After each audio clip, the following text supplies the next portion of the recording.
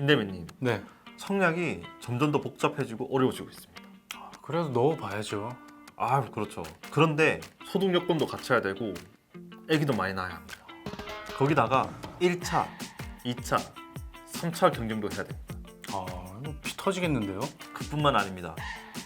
대출도 받기 점점 어려워지고 있습니다. 끝난 줄 아셨죠?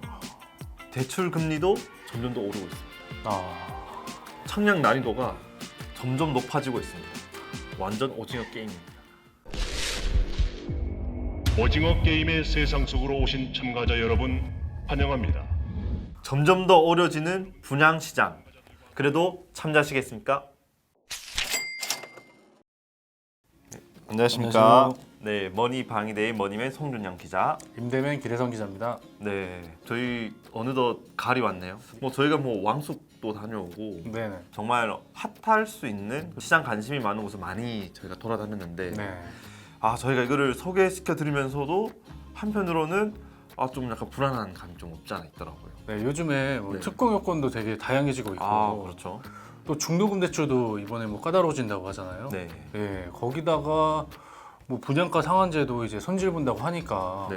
분양가도 또 올라가겠어요. 네. 그래서 지금 분양 기다리시는 분들의 어떤 마음이 이만저만이 아닙니다. 그래서 이번에 이런 부분을 좀 꼼꼼하게 살펴보려고 하거든요. 그래서 이번 주제는 로또 청약, 일반 청약도 어렵다라는 주제로 얘기를 해보겠습니다.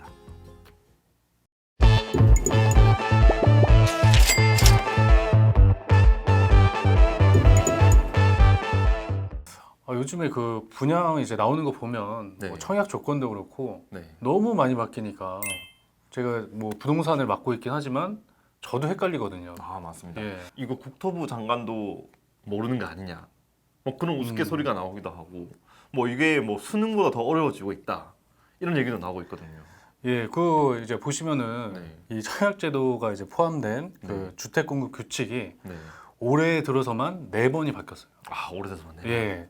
그리고 현 정부 출범 이후에는 네. 한 14번. 15번이라는 예. 얘기죠. 네네. 네. 그래서 이번에 좀 바뀐 거 또 최근에 바뀌었거든요. 9월 초에 네네. 바뀐 게 나왔으니까 이게 적용되는 게 11월 달인데 이 바뀐 내용을 한번 살펴보면요. 네네.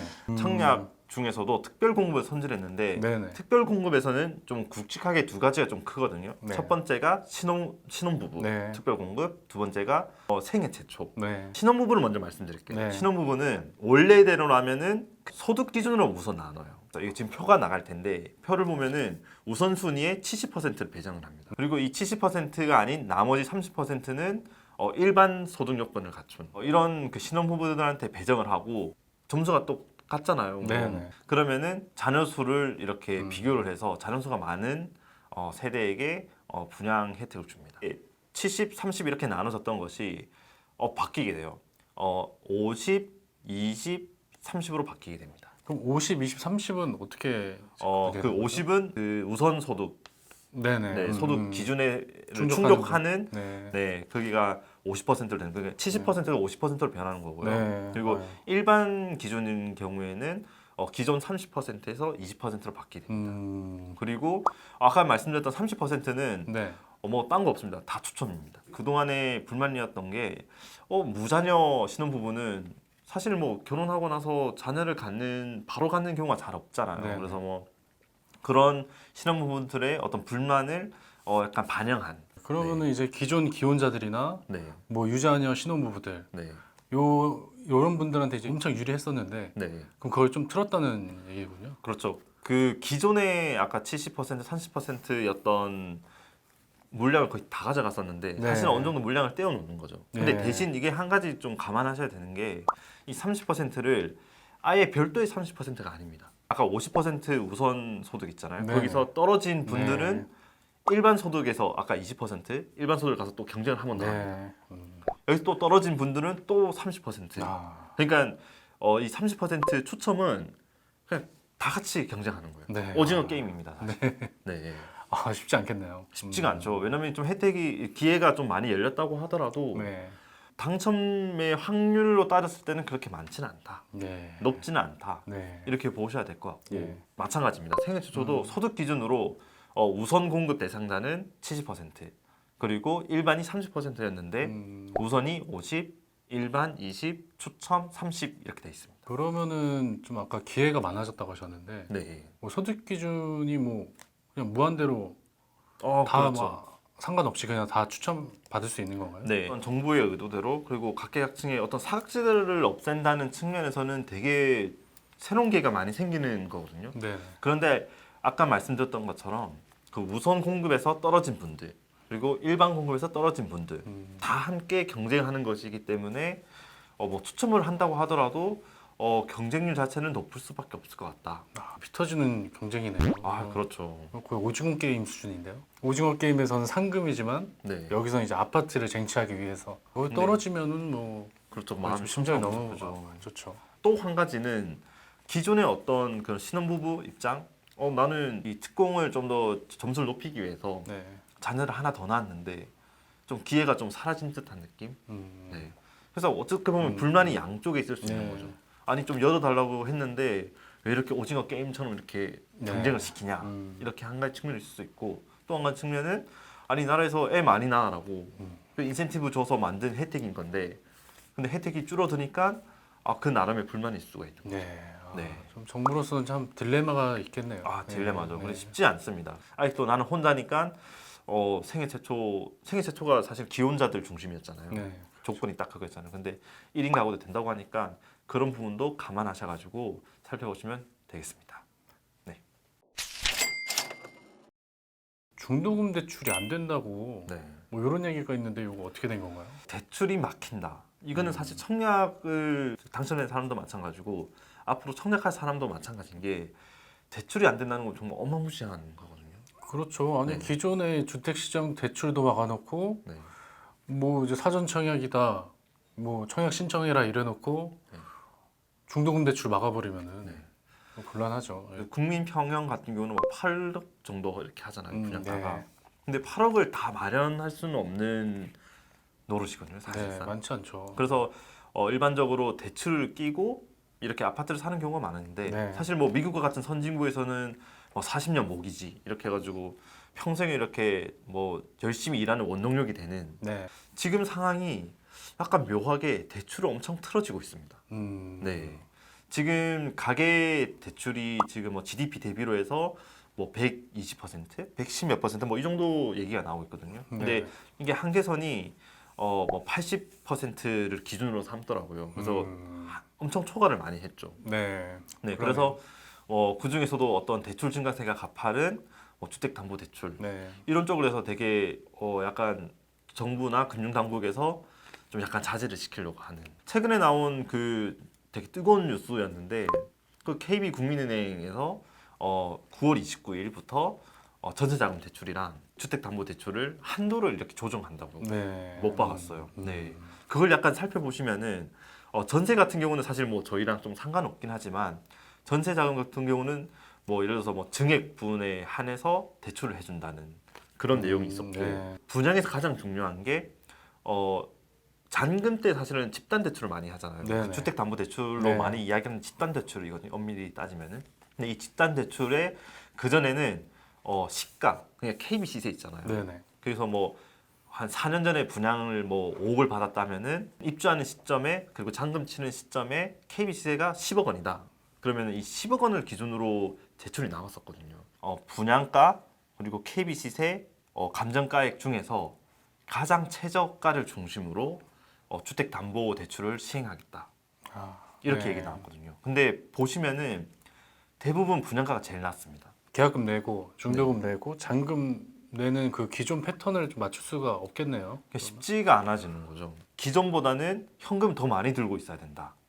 이렇게 보시면 됩니다. 그러니까 물론 이게 지금 KB만 이렇게 지금까지는 해 있는데 KB뿐만 아니라 앞으로 뭐 다른 은행들 번질 가능성이 굉장히 높습니다. 왜냐하면 지금 금융당국이 이렇게 KB가 하는 거를 되게 칭찬을 많이 한다고 해요. 가계대출 증가분을 지금 통제를 하려고 하고 있거든요. 네네. 그래서 뭐 중도금 대출이 안 나오는 경우도 있습니다.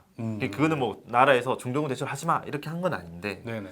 뭐 시행사나 시공사 측에서 이거 뭐 너무 규모가 작으니까 우리 굳이 뭐 알선하지 않겠다라는 경우도 있고 최근에 뭐 그런 청약을 진행했던 뭐 광교 택지개발지구의 히스테이트, 광교중앙역 퍼스트 여기는 뭐 시행사가 뭐 중도금 대출할서는 의무사항이 아니다 라면서 중도금 대출을 하지 않았죠. 네. 왜냐면은 그 이전부터 이미 대출에 대한 규제를 계속 하고 있었잖아요. 네네. 지금 약간 거의 끝까지 약간 수돗물을 이렇게 쪼은 상태. 네. 신혼부부인데 현금은 많고 소득은 적어야 되는 약간 그렇게 돼버린 셈이 돼버린 네. 거죠. 네. 그 되게 약간 아이러니한 상황도 사실 좀 발생했다고 그렇게 보시면 될 것 같습니다. 네. 네, 그리고 많이 나오는 이야기긴 하지만 금리가 또 오를 수 있다라는 점. 뭐 이미 네. 한 차례 올렸죠. 네, 한국에 네. 한 차례 올렸고 그리고 뭐 미국 연준에서도 뭐 또 올릴 거란 얘기가 있고 좀 이런 시기를 좀 앞당겨서 그러니까 이런 전체적인 부분들이 대출은 어려워지고 대출 금리는 높아지고 약간 이런 상황을 맞닥뜨리게 되는 거죠. 네. 그래서 이제 정부에서 금리 올리려는 게 네. 이제 대출 사용량이 좀 늘어나니까 그걸 좀 네. 줄이려고 늘리는 거잖아요. 네. 근데 이제 제가 좀 뭐 돌아다니면서 취재해본 결과로는 일부 전문가분들이죠. 이게 대출이 많긴 많은데 네. 그 비율이 거의 주택담보대출이고, 그렇죠. 근데 그 대출이 집을 담보로 잡혀 있기 때문에 이렇게 리스크가 크지 않다. 이런 얘기가 있거든요. 그래서 그 사실 그게 맞는 말씀인 거죠. 어떻게 보면은 주택이 그 저당 잡혀 있는 어떤 대출이기 때문에 사실은 그렇게 위험하진 않은데 네. 물론 나중에 집값이 폭삭 내려앉는다거나 네, 네. 이런 경우가 리스크 할 수도 있고 네, 정부가 뭐 공급 정책으로 바뀌었다고는 하지만 그래도 아직은 좀 수요를 좀 더 틀어잡으려고 하는 그런 모습이 더 많이 보이는 것 같아요.